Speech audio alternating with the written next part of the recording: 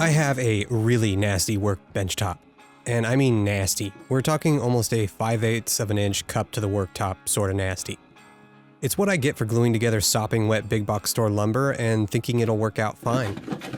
In order to get the workbench top back to flat, I'll need to remove a lot of material. And hands down, the fastest, most accurate, and best way to do that is with a scrub plane. In this video, I'll show you how to make your own and how I made mine for $35 or less. I picked up this number 4 clone from my local Lowe's specifically for this conversion. Most people just turn an old garage sale Stanley smoother into a scrub, but something about altering a vintage tool just doesn't sit well with me.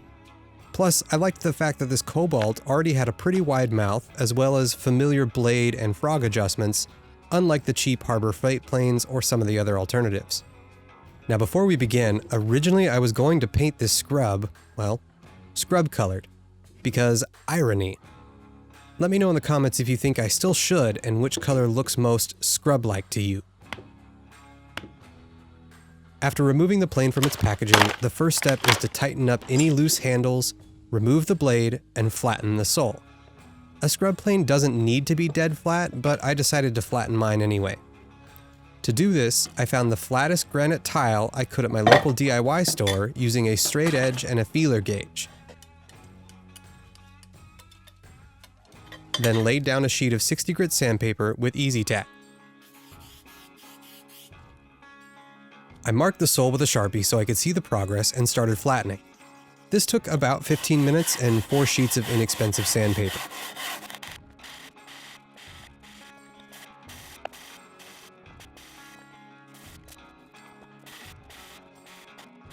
With the sole almost perfectly flat, I took a file and broke the edges around the plane since they were pretty sharp from the factory and the flattening didn't help anything. The next step is to widen the mouth so the big chips this plane will produce have somewhere to go. This is easier to do with the knob, frog, and handle removed. Flipping the plane over and securing it in a vise, I measured and marked a line for a 3/8 inch wide mouth. The widening can be done with a hand file and a bit of patience, but if you want to speed things up a little, you can use a Dremel and then files to refine the job. While everything was disassembled, I took the opportunity to clean up the parts with simple green and a toothbrush. To camber or curve the blade, I traced its profile on a piece of scrap paper and then marked a center line. With a compass, I found a 6-inch radius and then marked the curve of the new blade profile before cutting with scissors and transferring that shape onto the iron with Sharpie. The curve of the blade can be ground in with the same sandpaper and granite from earlier, or you can use power tools if you have them, such as a sander or grinder. Just make sure not to overheat the blade. With a new profile ground in, it's time to flatten the back and then sharpen. Sharpening a scrub plane seems a little intimidating, but it's really not that bad once you get the hang of it.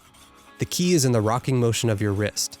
Simply find the primary angle, raise the blade up a couple of degrees, then run the blade back and forth, rocking as you go.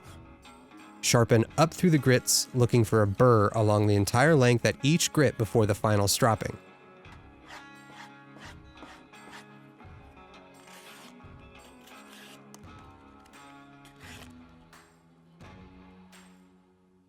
I started to flatten the chip breaker too before I realized it was chrome-plated copper, and it's also not necessary for a dead flat chip breaker in a scrub plane, like it is on a smoother.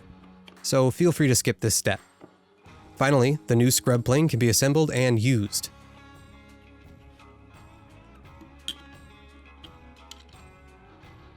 I am shockingly surprised at how fast this little plane removes material, how sharp the cheap iron stays, and how little effort it takes to seriously hog out some wood. If you like this video and are struggling with shop organization like I was, make sure to subscribe and check out my small tool chest build at the top right of your screen.